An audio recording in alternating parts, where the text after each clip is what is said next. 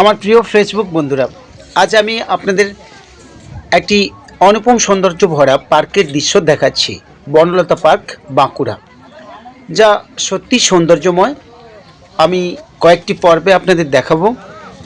আজ প্রথম পর্বে আপনাদের সেই দৃশ্য কিছুটা দেখাচ্ছি।